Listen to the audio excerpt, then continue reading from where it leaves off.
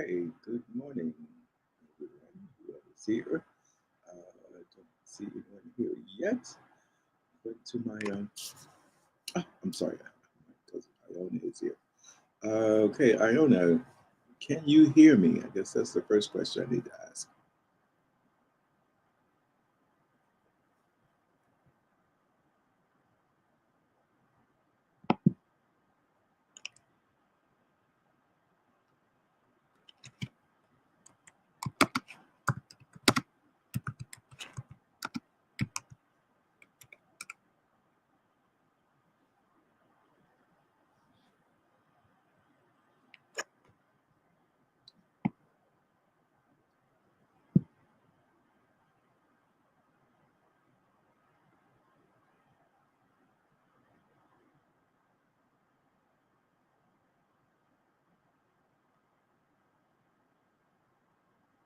All right, well, I'm going to start with a short video.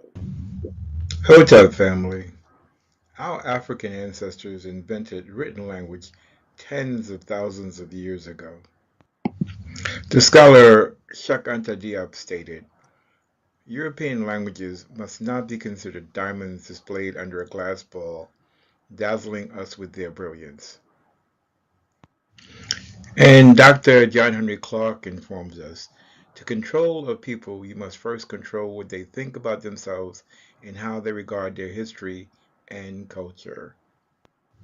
So please join me on a journey to study the sacred symbols of our African ancestors and share knowledge like the sun, the Ankh Mira.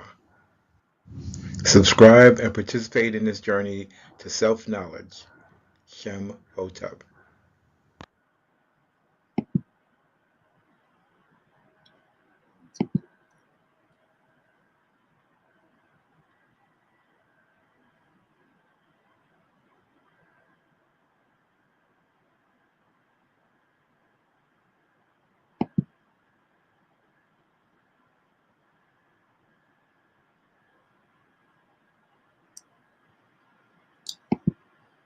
All right, so good morning, Tanisha. See, you are here. Good morning, Dad. Ah, fantastic. So you can hear me. So I've invited a few folks because you're number one being here. Everything else. So now I'm going to do this whole presentation. Actually, our cousin Iona, is in the audience. I don't see her there anymore. She was there. Just, just bear with me here. So I know this is going to be live. It's going to be not here. Sorry, it's going to be on YouTube.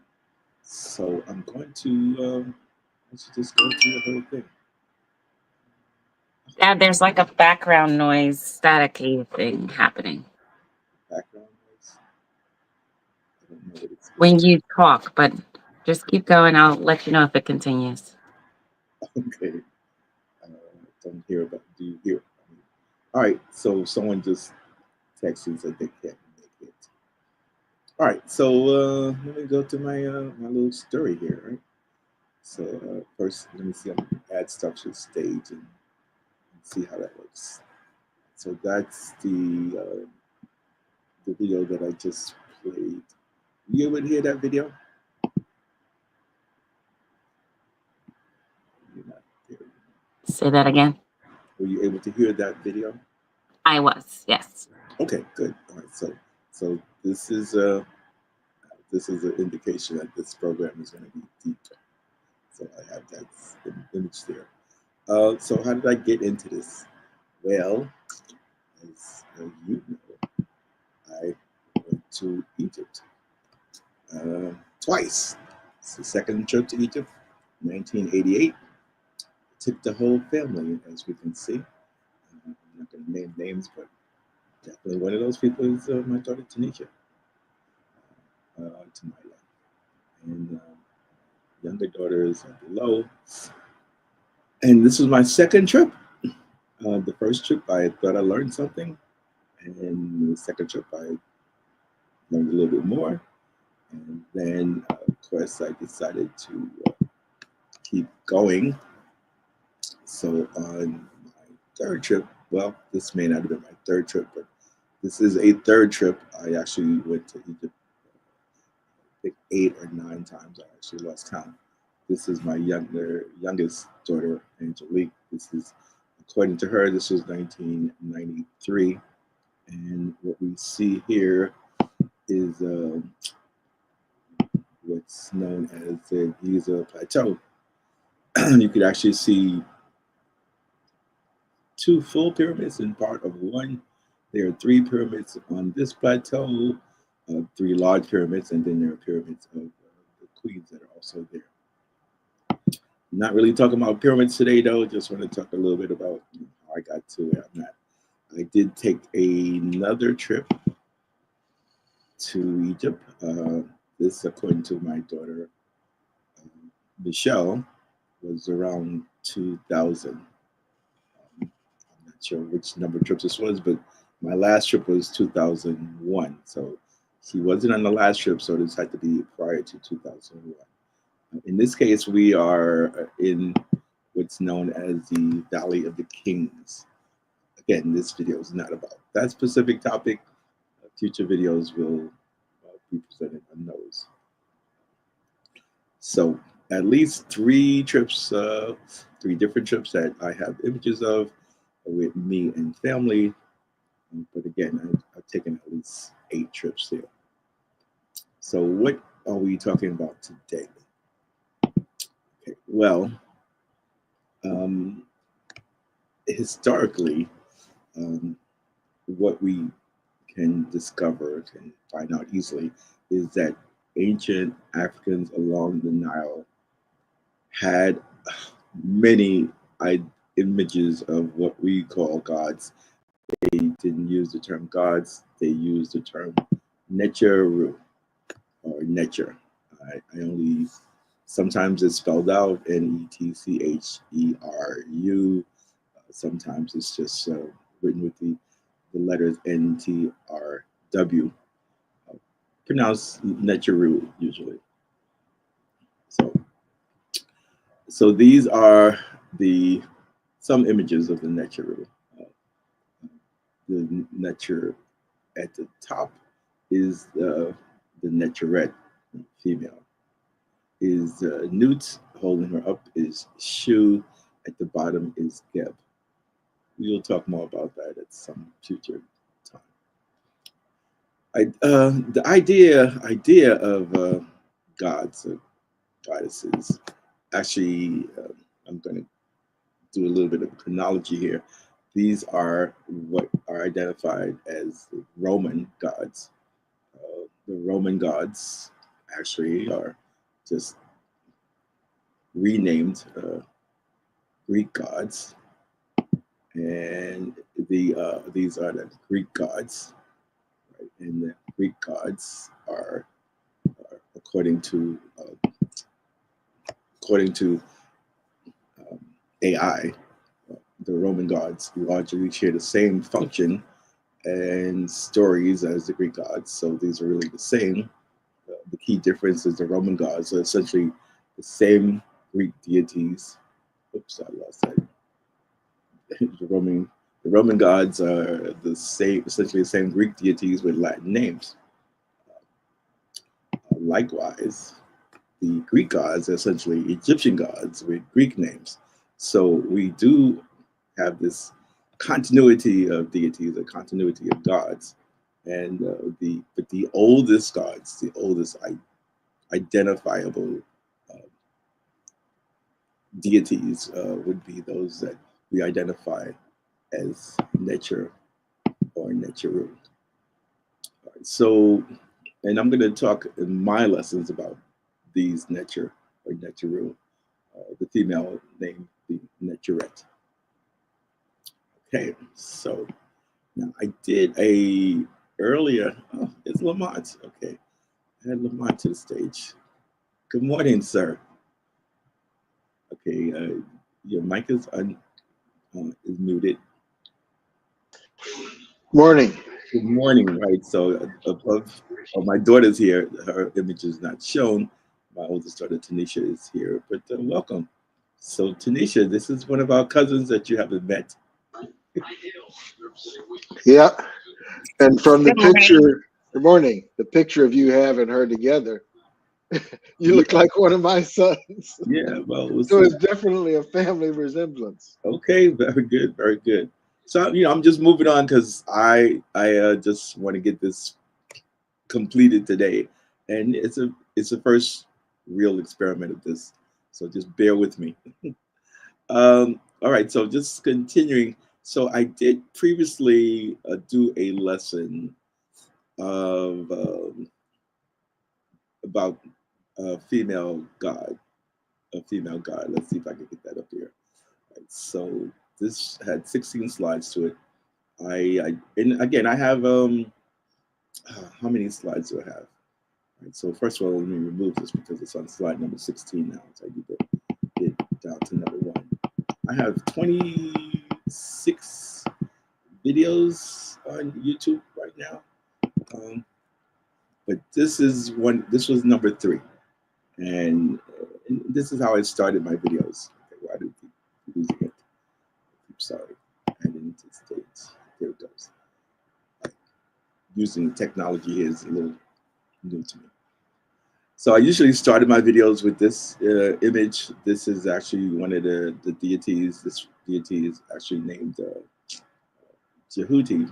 Again, not talking about Jehuti in this lesson, but I offer people opportunity to join my channel. I have 412 subscribers right now, and so I'm building an audience.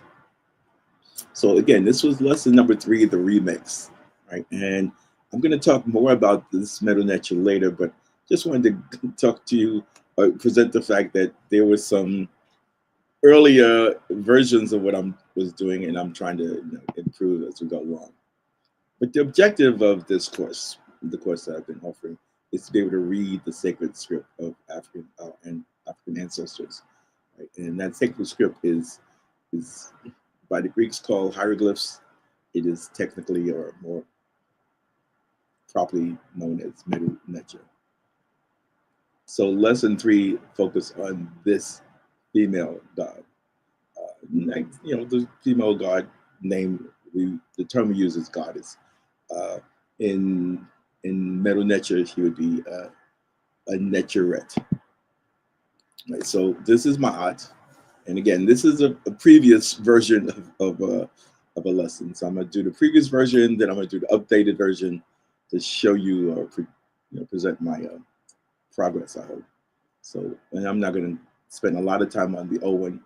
Just gonna go through it kind of quickly. So this is my aunt. My aunt's easily recognizable by the ostrich plume in her head. Uh, we can see her name written in front of her in the column. And each of these symbols has a way of being written in English. We call that transliterating. That's how we can identify her as Ma'at. And her name appears often inside the names of the so-called the name of the people we used to call pharaohs, or we tend to call pharaohs. And again, that's not the proper name, but we use that often. Then we have the symbols that right up in front of her forehead of a bird, solar disc, and what's going to be identified later as a loaf of bread. And that tells me that she is the daughter of Ra. Then other information tells me more about her. And again, I went through this kind of quickly because I'm going to do a better presentation of this. This is the old version of what I did, and we're here for the new version. Okay, so let me now. And so as that ended, I could remove that. So you kind of see how I used to do it. Just in that video, or that video would have verbiage to it, but you wouldn't see any images. So the idea of doing it this way is, okay, now I'm on screen, right? And ideally I'll have some people with me. Right now I have my cousin and my daughter who's hidden for the moment. All right, so to the updated version. And again, mind you, I am learning this system here. So as things go, we hope to be so far so good. Same start, right? Same basic start, same initial start. I've in learning how to do these YouTube channels, one of the things that I learned is that you always want to start the same way, right? You want to start your presentations the same way so people know, okay, this is you, this is how you do it, and they know what to expect. However, when I update it, let's see what I'm going to do. I think I'm going to make this larger. There we go. Yes.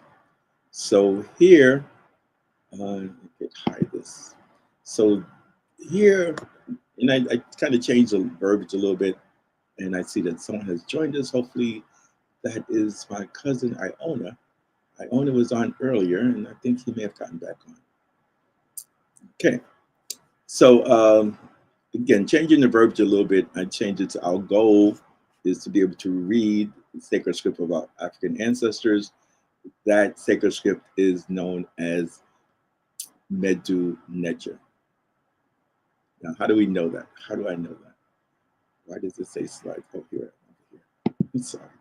So what we know is, and again, it turns out that Frenchmen were some of the first people to start translating this and transliterating this. And so we have information from the from the 17, late 1790s, the early 1800s about what these symbols represent. And they were able to do this translation because of something called a Rosetta Stone, where they saw a Greek translation of the Mdw Ntr. But so reading from right to left, we have a flag, and the flag is transliterated with the letters NTR or NT, in depending on who writes it.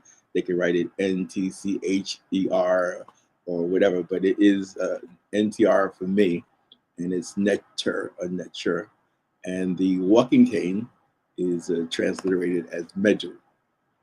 Now, the Ntr symbol gets honorific position. So we don't say Ntr Mdw, we say Mdw Ntr, but when it's written, in this case, it's written from right to left. So we know that the pronunciation for this, or the way we would say this, is Mdw Ntr. So as we learn Mdw Ntr, and let me put us on the screen again. As we learn Mdw Ntr, we learn how to identify each symbol, each sacred symbol, I would say, because hieroglyphs, the definition, the Greek word hieroglyphs means sacred symbols, right? So as we read these sacred symbols, each symbol can be transliterated into a Roman alphabet and then translated into English. The translation is the harder part in my head, because this is an old language and no one's around now to, well, they say no one's around now to translate it, but I'm not sure. We do the best. So the first symbol in that last set of symbols is this black ibis bird. The black ibis bird is transliterated with the letters GM and pronounced as best you can, because they also say there's no vowels indicated in the language, so it could be gem, gem, gum. I'll say gem, so we kind of put the I guess the E in between there so that we could pronounce it. Okay, I need to move this now. Sorry. Let's see. There we go. So the black ibis bird, again, is transliterated. So there's two things that happens. There's a transliteration. I got this here. Transliteration, which means that we rewrite it using, again, our alphabet, which is a Roman alphabet. We use the Roman alphabet so that we can pronounce it, because we only speak using, well, we read using the Roman alphabet. So we have the black ibis bird being transliterated as GM and is translated in English as the verb to look or to find. But it kind of makes sense if you look at the black ibis bird, it either found something or it's looking for something. So symbolically, it makes sense. So to call this or to identify this as to look or to find, it makes sense. All right, welcome. We have a second person live. Don't know who it is. If you type something in the chat, I might see it. Oh, wait, I have a comment. Trying to. Okay. Okay, I don't. Otep, Ankh, Root, Seneb, Neb. Okay, welcome. Okay, welcome. Okay. Say anything. If you want to share anything, please type it in the post. I will see it. So we do have we have two people that I can see now. It's back to one. All right, I'm gonna stop counting those. All right, so just to, again, let me reiterate what I said. So we have this bird that's looking for something, and we transliterate it with the GM. We translate it as to look. So we pronounce this like gem. In addition, we have the owl, the Egyptian owl. The Egyptian owl is transliterated with the letter M, and below the Egyptian owl is the basket with a handle, and that's transliterated with the letter K. So the Egyptian owl and the basket with a handle, right, are M and K respectively, but the M could be a phonetic complement. And what does that mean? That means the M could be the M and GM, right? So just in case you forgot that the black ibis bird has the transliteration GM, the owl could reinforce that. But it also could stand alone, and so the owl could stand as the as the preposition to or for or towards, and the basket with the handle is translated in English as you or your. So if we try to translate this into English, which is something I don't try too hard to do, but it's necessary in terms of our communication. It appears that gemek means look for, you look for, or look for your, or find your. Then beyond that, we have the heart plus the trachea, and they are transliterated using the letters N, F, and R. So we consider that a triliteral because it has three letters, which kind of makes sense. And we would pronounce that Nefer. Right? And again, for me, it made a lot of sense that your heart and your windpipe would be considered beautiful, right? A beauty, beautiful, good also. So right now we have Gemek Nefer. Again, reading from right to left, and we read from right to left because we're reading into the face of the black ibis bird. Right? So that would tell us that we're reading from right to left. Then we have the horned viper and a mouth.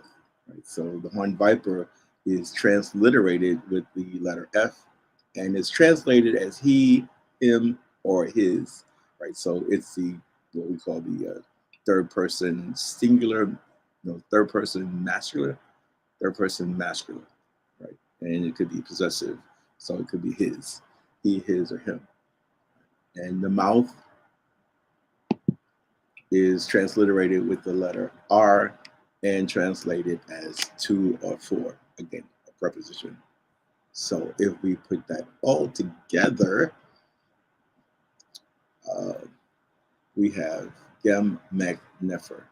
Now, in this case, again, the F and the R could simply be phonetic complements. That is, the F could represent the F in Nefer, and the R could represent the F and the R in Nefer, or they could stand alone. So it could mean beautiful to himself, beautiful to him. So this could be translated as you find your beauty for yourself, or some form of English. But there is the idea that there's something being found and there's something that is beautiful. Now, I actually came across this particular text in a textbook, right? And in that textbook, it actually has the two other styles of Mdw Ntr, because Mdw Ntr can be written in what we kind of would call script, right? But they call it hieratic. I'm apologizing for this light on me, but I guess it's trying to shine some light on me. So the top is called hieratic. So it's kind of a freehand form of writing the demotic, with the kind of a prefix demo, which means people, and it's identified as the people's version, the people's language, I guess. I'm not absolutely sure of that, but I know demotic is what's written on temples and tombs. Hieratic is usually written on papyri, right? So it's written on paper. So again, the book that I got this from is the book by Richard J. Gillings, or I think that's I. Gillings, Mathematics in the Time of the Pharaohs. So for those who know me, I'm trying to get out of this. Okay, and for those who know me, my background is mathematics. Right? I actually went to Egypt in '87 looking for mathematics because I knew that the history of mathematics has its foundation in Egypt. And so I traveled with Dr. Ben in 1987 and looking for, okay, where's the mathematics? And I found that it's everywhere. So it was quite an astounding discovery. And then, as I said, I traveled back again at least 7 or 8 more times, studying and trying to understand what I was seeing. Because the first time I didn't understand anything. I mean, walking into the temples and seeing this stuff and seeing something like this, I had no idea. I was like, I didn't know what any of this was. I mean, I could see some of the things, but as a person who thought I knew a lot, I knew nothing. All right, so Erman, welcome, Erman. I'm gonna add you to the stage, even though you're not just your image is not there. That's okay. Just want to show that there are people here besides me. Well, hey, now that young man there, I have to say this. I had this young man in my class in 1978 or 77. The first time that I stepped foot into a classroom as a lab teacher. And I don't think I told him this, but he was one of the reasons that I continued to teach. And after working with young Mr. Erman, I spent the rest of my life teaching. And now I'm proud that he is a professor of mathematics at Southern University. Is that correct? You can speak, young man. Yeah. Not quite mathematics anymore, but definitely a professor of education. Yes, sir. Welcome, welcome, welcome. Thank you. All right. I appreciate your being here. All right. So as I was saying, so I knew nothing about this stuff. I have a master's degree in mathematics. Think I know a lot. And I go into these temples and tombs and I'm looking at this stuff and I know nothing, not a thing. I did learn a little bit in '87. Again, I went back in '88 with the family, learned a little bit more, but it wasn't enough. So I had to constantly go back. And then I had to get books, start reading, and go to lectures. But my purpose here now is to try to help others understand this language, because this is our language. So some of the questions that you have to be able to answer are, when you see an image, is number one, what direction are we reading this? What direction should we try to read this in? Is it left to right or right to left? Any ideas?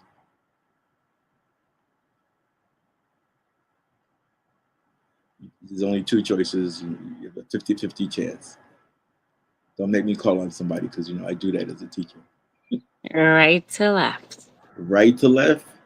Well, that would be a good guess. Try again. Oh, good. So now I can speak twice. Hello, friends. Left to right. Left to right. It's left to right because we're reading into the face of the female, into the face of the birds, right? There are 2 birds there. So we're reading into those faces. So you can always tell which direction you have to read in because you're reading into faces. It also, we read from top to bottom, right? That's the standard. I've never seen anything bottom to top. It's almost always, as far as I can tell, top to bottom. But it's into the faces of whatever images are there. There's usually something that will indicate, I'll give you some clue as to the direction. So in this case, we're reading into the face.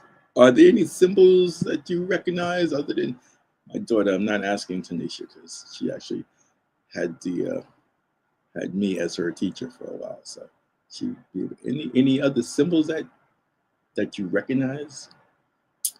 Cousin Lamont, any symbols that you can say this is whatever?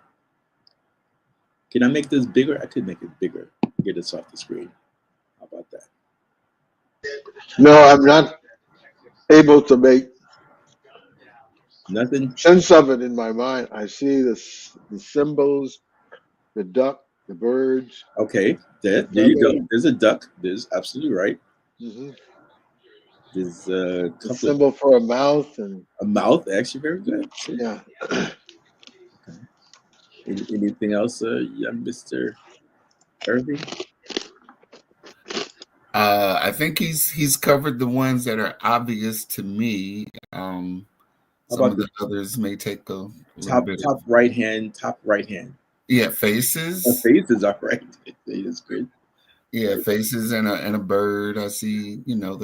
I guess I'm assuming it's a feather in the Yes, air. absolutely. It's a feather. Um, and yeah, those are all of the things that are obvious Okay. All right. that I Yeah. wouldn't be It's embarrassed. it's new. It's a new language, like any new thing. It takes time to figure these things out, and that was my task as a teacher to figure this stuff out as a teacher and a learner. So this is the Necheret Ma'at, or the female god Ma'at, also identified as a goddess. That's where we use. And if you saw the earlier representations, these deities preceded the ones that we identify as Greek and Roman, because the Greeks copied the ones from the Nile Valley and renamed them Greek names, and then the Romans copied the ones from the Greeks and renamed them with Roman names. So the Greek and Roman deities are simply African deities with different names, with new names, or how you call it. They've been they renamed them. Let's just say that. But this is Nechret Ma'at. So my goal is for us as a people to be able to identify the African netures that were available to the world before anything else was available in terms of idea of a god. Necheret Ma'at represents the idea of truth, justice, order, and balance. That's who she is. That's what she represents. And that's again, the ideas are kind of challenging, but I think we might be able to understand that we use symbols to represent ideas. So the Africans along the Nile use Ma'at as the symbol to represent those principles. That's who she is. So whenever you see her, that's what she represents. Now, how can you? Okay, I forgot about this slide. Now, she appears, right? Ma'at is always present at the weighing of the heart. Now, the weighing of the heart is that image that, again, our ancestors show in many places as to what happens as you enter the afterlife. Your your your heart, if you can see it, is weighed against Ma'at. Okay, there's something in my way, so I don't know if I move that out of my way. Can you see the image without? Is there anything blocking the image on my screen? Something's blocking the image. Is the image completely there, or do you see something that says slide 22? Is there? It's there. Okay, all right, so I can't see it because slide 22 is in the way, but I know on the left-hand side is the heart. So that's the heart of the deceased person. And the right-hand side is Ma'at, right? because she is weighed against the heart. And I don't want to talk about all the rest of the deities. That would take too long. But of course, you see there are other things. Of course, now I'm pointing to my aunt. I actually put that little arrow there. If you missed her, she is sitting there, and in between is Impu. Impu is kind of it's a jackal. He's represented as a jackal, and he's also always there at the weighing of the heart because he's the person that's going to. I don't want to say a lot, but jackals are able to identify and find um, uh, like dead bodies, so that they have that sense, But as most dogs, they have a sense of smell, strong sense of smell, and we still have that where dogs are used to find dead bodies, right? So Impu has that ability, and he has some function as a deity. He is a deity, by the way, and we see at least two other deities, two other female deities on the left, a male deity on the right, and above, that's the same deity represented at least three times from what I could tell. Good. All right. But again, so we have Ma'at. She is the idea of truth, balance, order, and truth, balance, order, and what other one did I say? I lost track of myself. Justice. Justice. Thank you very much. You're welcome. In the scales of justice, right? Think about the current idea that we have in this country of the scales of justice, right? So definitely that idea has been around. Again, a lot of stuff happening in these images. Can't talk about all of them in one setting. Also, now in this case, we see Ma'at. We see her at the fulcrum of this scale. We also see her represented simply as a feather, because she can be represented simply by the feather. So once you see this feather, this particular feather, this ostrich feather, that's Ma'at. There's no question. You can see Ma'at in female form as a female seated with the feather, or just a feather. It's Ma'at. No questions about it. Right. So again, two representations of Ma'at. She is always at the judgment scene, the wing, the feather. But she's easily recognizable by that feather, that ostrich plume in her headband. But in case you didn't, they have her name written in front of her. This is where you learn how to transliterate and translate the language. So written in front of her, that column to the right, I'm sorry, on the left of the screen from where I'm looking, is her name. Right below her is her image again. So it's hard to not know who she is. Right? And what we're going to do is we're going to go through each of these symbols to identify how these symbols help us identify her name and identify the Mdw Ntr symbol by symbol. So the first symbol is the sickle. And the sickle is, it's the same. We still have sickles. They're identified or transliterated by the letters M and A, so it would be considered a biliteral. Above the sickle is a platform, and often that's, if it was by itself, it would be transliterated with the letter M. So in this case, it would be what I would call or what's called the phonetic complement. So if it's not there, the sickle is still Ma. Below the sickle is the arm and hand, right?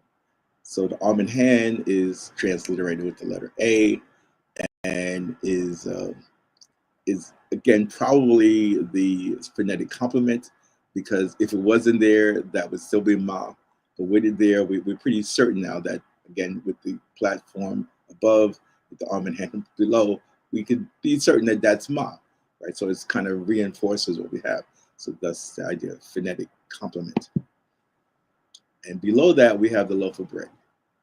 The loaf of bread is always transliterated with the letter T, and it is the indication of feminine, right? So like in some languages, the feminine is indicated with the letter A. I think in Spanish is indicated with the letter A, right? So if it's muchacha, right? The A tells me that it's feminine. In Mdw Ntr, the T, the loaf of bread, tells me that it's a feminine. We're talking about something that's feminine or female. But that makes sense because my aunt is clearly a female. So we know now that her name is written with the sickle, the arm in the hand, and the loaf of bread. Or we could simply just, show an image of her, or we could just show the feather. And all of those would identify this as Ma. Again, the goddess of truth, beauty, balance, justice. So what else did our ancestors tell us about Ma? Well, before I get to that, Ma'at's name often appears inside the names of the leaders, or the I hate to say the word pharaohs, but that's the word we tend to know. So in the names of the pharaohs, which is really not the right word, but in their names, inside of this thing that we call a Shanu, we see Ma'at, right? Because she again is important. And if you want, as people name themselves or named, they would include the name Ma'at in their name to show that they themselves represent truth, balance, justice, and order. Right, so what did I skip? All right, so what else is here? Well, also below her name, we see this pintail duck, and we see the loaf of bread, and we see the solar disk. The pintail duck is transliterated with the letters SA, and it's pronounced Sa. The pintail duck is considered biliteral meaning again two sounds, two letters in this case. The solar disk is transliterated with the letters RA, and of course, not Chin, of course, but most people easily remember that that's Ra, and the loaf of bread is always transliterated with the letter T. So what does that give us? Well, that gives us Sat Ra on the left and Sa Ra on the right.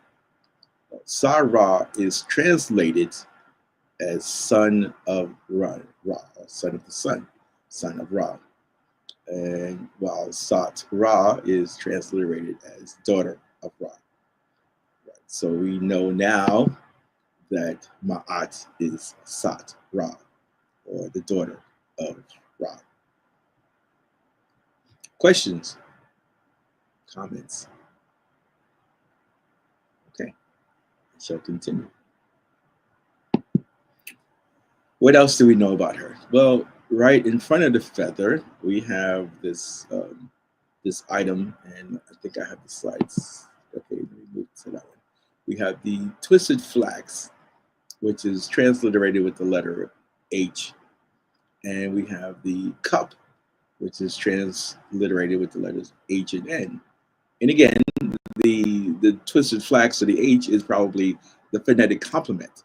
So I could have that cup there without the twisted flax, and it will still be hen. Right? The twisted flax just reinforces the fact that there is a H in front of the cup. And hopefully remember the loaf of bread. Do you remember the loaf of bread? What letter that is? Anybody? Loaf of bread. Feminine ending. Yes, go ahead. Yes. Loaf of bread. No. Okay. No answers. All right. It's going to be a test at the end of this, guys. The loaf of bread is T. Feminine ending T. So Sorry, Dad. I was moving from place to place, but yes, T, because my name starts with that symbol when when we write in Mdw Ntr. I got you. Thank you very much, daughter. So that gives us hence H and T. And again, the H is probably a phonetic complement, which means that it's only there to remind us that the cup is transliterated with the HN, pronounced with the sound HN. And it's translated in English as lady, right? Like lady in the form of the British terms of the lady, or in terms of the American lady, first lady. Additionally, we can see this head facing to the right, or side view of the face, and then we have the forward facing face, the head facing forward, and that is tepi and hair. So tepi hair, and again we have the loaf of bread, which is T. So this is tepi heret. Now tepi heret indicates the idea of first or in front of, which kind of makes sense. If we have a face and we have the front of the face, that kind of suggests it's a front. So tepi heret is translated as first or in front of. Next, we have the symbol for one at the very top on horizontal. No, actually, the one is on the left, it's vertical. And at the top, we have a tongue of land, and to the right is a tongue of land. And below that is a ripple of water that is transliterated with the letters TAWY, and is the ripple of water is transliterated with the letter N, and so we would pronounce this as Tauni. Tauni would be to or for land, or for of land. So these prepositions are kind of just like the English prepositions. They are all over the place. Then we have the reed leaf and the quail chick. Right? The quail chick is also identified as the U chick, and it's translated with the letters I and W, and it's translated as is or to be. I'm going kind of fast, but bear with me. I know this, I will slow down at some point in my life, but not today. And then at the bottom, we have the jar stool, and that's transliterated. It's a triliteral. It's translated with the letters G, R, and T. And as before, we have these phonetic complements. So the jar stool by itself is GRT, but just in case you didn't remember, they have the R and the T below that to remind you that that is Garrett, right? And at the very bottom, that thing is a determinative. It doesn't have a transliteration. It's just a symbol that tells us that we're talking about the upper land or the homeland, right? Because again, talking about Egypt, the upper land is towards the south. So we go up south in Egypt. All together, if we read this, we get Taudi, Taui, and Iu Garrett. I'm not sure of that pronunciation, but that's the way I would say it. And we could translate that as of our first land. So putting that all together, we know that from this image, we have Ma'at Sat Ra. So Ma'at, the daughter of Ra. Hence, the first lady, Tepi Heret of the lands of our lands, right? If you try to translate it, that's the challenge that I have with translating. It's not easy because any translation is, we try to force it into the English format of verb and whatever, verb, subject, verb, predicate, or whatever the English is. My English is not that good. My Mdw Ntr is better. But that's the gist of this. That's how this works, right? So we take each symbol and try to figure out. Now, again, there are books, there's dictionaries, there's lots of stuff written about this already. So this is not stuff that I've made up. I can't make this stuff up. I wish I could. Well, no, I don't wish I could. I wish I could really understand it completely. But it's a process, and I'm trying to learn. It's a learning process. I'm really working on it, and I'm trying to do better. But that's the critical part. It's like, really, how do we learn this stuff? And as I added this, I like this image. This is deep, right? Because our ancestors were deep. They were not joking around.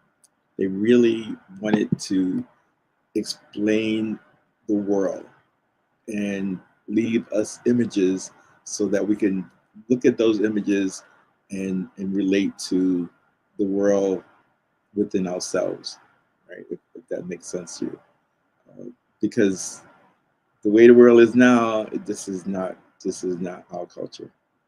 So we just here, but we're doing the best we can. Oh, there's someone chatting in the private chat. What do I have? Oh, Herman chatting. So give me some feedback now. I know that was quick, even though that was 50 minutes of me talking. I need feedback from anybody. Well, it's just so fascinating listening to you put these images together, because when you're traveling through areas like that, because I just came back from Jordan last summer, and as part of the tour, they take you along some stop. All right, Lamar, just did something. I'm trying to figure out how to get you just by yourself. I don't know how to do that. Okay, no.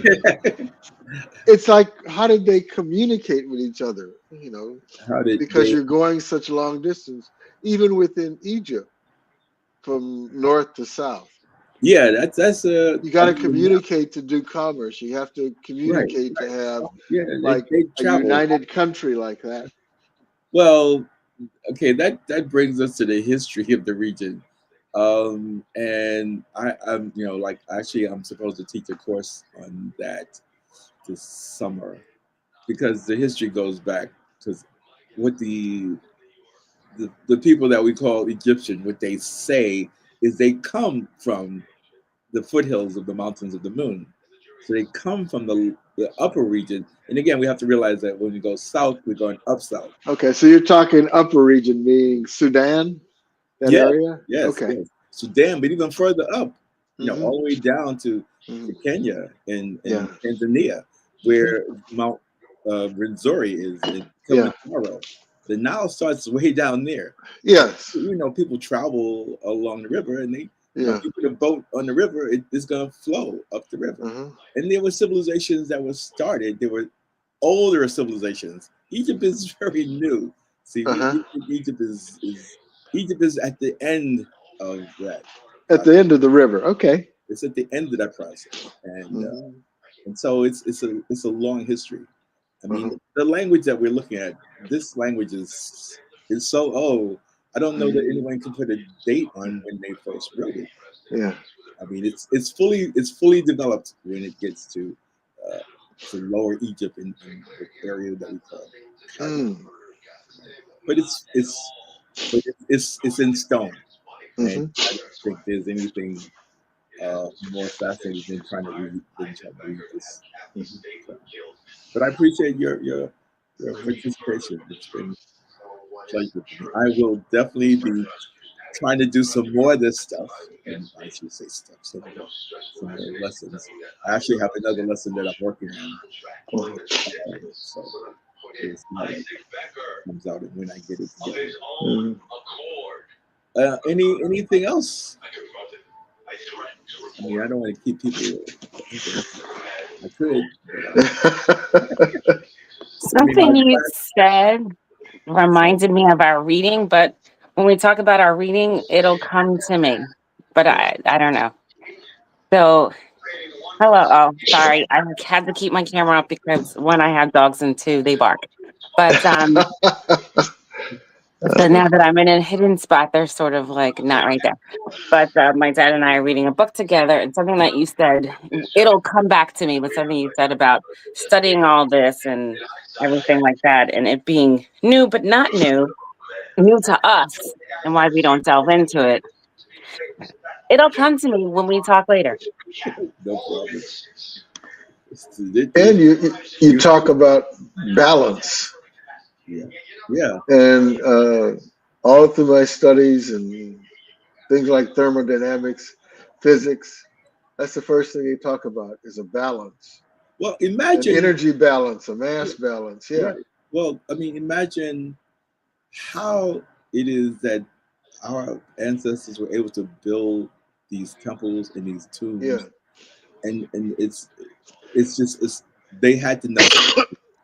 they had to be great mathematicians, uh, physicists, chemists, astrologers.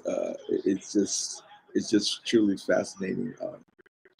Yeah, because I have trouble teaching that today. Just the Oh yeah, concept of similar triangles yeah, and how you could, okay, what's the height of that structure you're building, and just use a small triangle that you know about and look at an angle and says, okay, it's about, it's almost there. it's almost. But Yeah, but somebody had to come up with those concepts. It's just not yeah, and something that's what got me so, into this. I mean, as I took courses in particularly the history of mathematics, every time they talked about the history, they would wind up ending back in Egypt, but they yeah, wouldn't say it. They would say, yeah, Pythagoras, yes, the yeah, Greek, and then I'm yeah. like, oh, wait, Pythagoras was where did he live? Where was he born? Where did he work?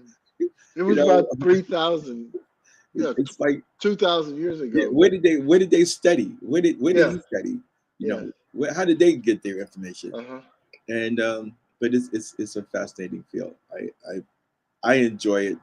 I definitely want to share it, and yeah. so my YouTube channel is I like the YouTube channel, but again, I need more communication because Hmm. as a teacher, that's what we want. We want to be able Hmm. to teach and have people give me feedback. I know that went fast. I Hmm. honestly know I had to. It's the first time, so I'm trying to make it work. But I'll see. But that's all I need to do. That's all I wanted to do today. Yeah. Anything you want to share there, young man? Um, my position is I'm just filing all of this away in my brain for whenever I appear on Jeopardy. They will never ask you this question They will never. because they don't know the answers themselves. They don't know. Okay. They may make up something, but there's so much because it's a language that Yeah. preceded the language we have now, Hmm. which makes it really challenging in my head to translate it, right? Yeah. Because this language that we have now isn't adequate. I'm sorry to say, Yeah. it's not Yeah. adequate. I mean, But all things being relative, I mean, it is conceivable as much as we are struggling to understand how they communicated 2,000 plus years ago with these mhm. pictures and things.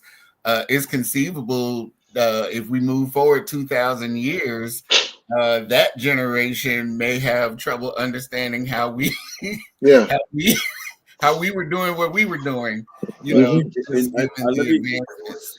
Let me just modify that. You have to go back at least 6,000 years. At Yeah. least 6,000 years. Yeah, I thought he said That 2,000, but yeah, yeah, okay, at Yeah. least six definitely. thousand years. I get it. I So get yeah, it. I Yeah. get it. I get it. it's been around. But everything, the calendar we use is based on it. Everything we use Yeah. is based on that. But, Yeah. but Yeah. anyway, I appreciate your being All here. right. Again, it's Something I wanted to because with the pictures that you showed on the wall, it's yes, interesting because back in the 70s, when I had just gotten out of flight school, going over to Southeast Asia, that was one of the things that they gave us to try to communicate with people.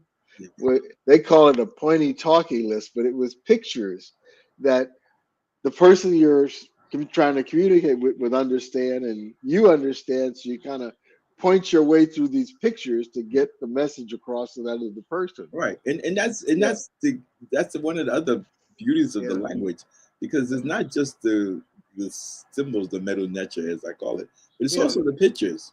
yes. So, for instance, when I show, where is that picture again? Let me quickly find it. Okay, this scene here.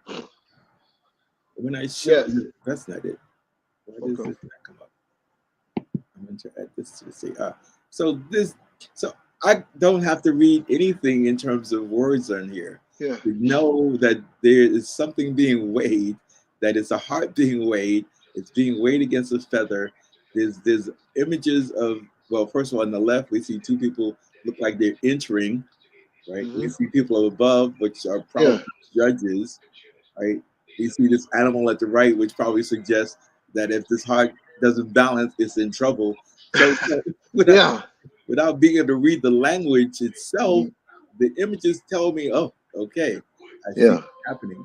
And the heart is being weighed against a feather. Yes. So, Yeah. it's the images tell me a lot. But trying to read this is serious work. But you're telling me that these aren't just pictures that we see. Somebody tried to leave us stories in history. Yeah, Right. Mm. did leave us. And many of them, Yeah. Yeah. many of them. I mean, throughout the Nile Valley, throughout the temples and tombs, the same stories. Yeah. So Something that would last for millenniums. exactly, Yeah. Just like the stones are still there. So yeah, exactly. you're trying to tell me that the history of that period. Right. Yeah. And it Which can't obviously, be yeah. erased. Yeah. Sorry? No, I was going to say, which obviously was the way of communication, or at least Yes. a way of communication. And they had the presence of mind to know that there were generations to come Yes. that would at least need to know, whether or not we appreciate it or not, but that we would need to know Yeah. uh, what Yeah. was going on. Yeah. Listen, Erman, that book, Egyptian in Times of the Pharaohs, you might want to pick up that book because it's a very interesting book. You too also Lamont. Egyptian mathematics in the time of the pharaohs. It has some very interesting calculations in there. Some Yeah. that I still haven't really processed because I've been focusing more on the language, but the mathematics in there is the same mathematics we do now. Of course, there's no Yeah. new mathematics. Yeah. Yeah. It's just they do it using their symbols. Got it. Yeah. All right. Well, I'm gonna need to sign off. All right. Well, listen, me too. I Okay. definitely appreciate your being here, and we shall stay in touch. Absolutely. Pleasure to meet you, Mr. Lamont. Yeah. And And Tanisha, you hung out with Tanisha back like elementary. I reckon I was like, wow, that is amazing. I think I do recognize her. Yeah. I I'm was still like, I'm Yeah, still trying to figure out how we're related. yeah. Well, by blood. Yes. oh, you and Lamont. Yeah, me and Lamont, Oh, okay. I was we about to cousins say, by because I blood. would need to Yeah, figure that out too if you're talking to me.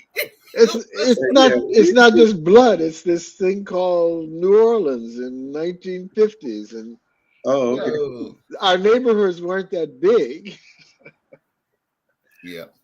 All I right. just left New Orleans. I'm in Baton Rouge. Oh, okay. It's a Yeah. Baton Rouge. Baton Rouge. All Yes. right. I'm gonna say goodbye. Have a All great right. day. All right. Take care. Thank you for joining. Bye. All right. Bye. Nice to meet you. All right. Uh-huh. Yeah, this is your cousin, Lamont. All right. All right. Good people. I appreciated your time. Okay. And now this is on YouTube. I'm gonna leave it up on YouTube, so you can Okay. always go back and Uh, review it. All right. all right. All right. Thank you for joining. Uh-huh. Bye. All right, daughter number one. Talk to you later. Talk to you later, Dad. Bye bye. Bye-bye. All right, good people.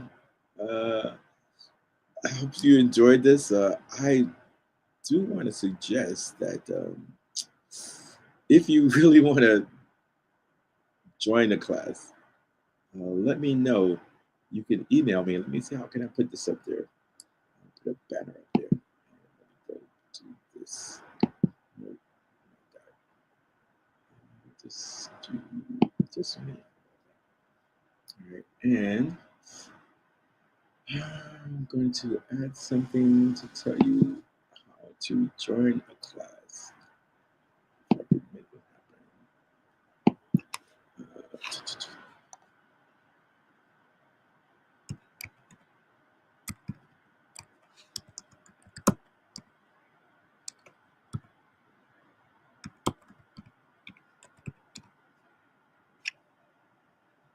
Okay, so let's add that banner.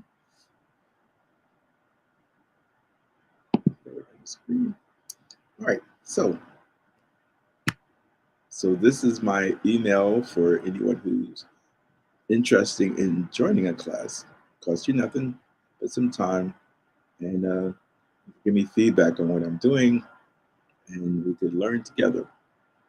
Meanwhile, enjoy the rest of the weekend, and as we should, as I would say, Shem Hotep.